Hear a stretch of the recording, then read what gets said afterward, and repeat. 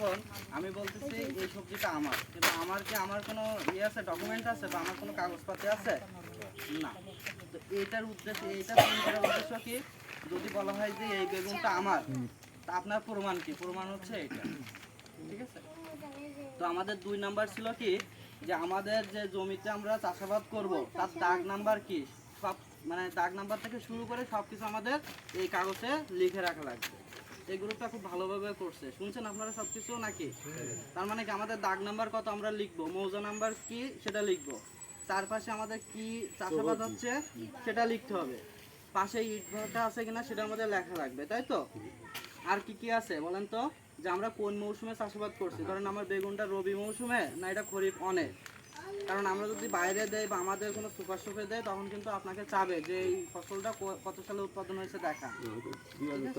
এই গ্রুপটা খুব ভালোভাবে আমরা এই গ্রুপের জন্য একটা হাতে তালি দিতে পারি নাকি?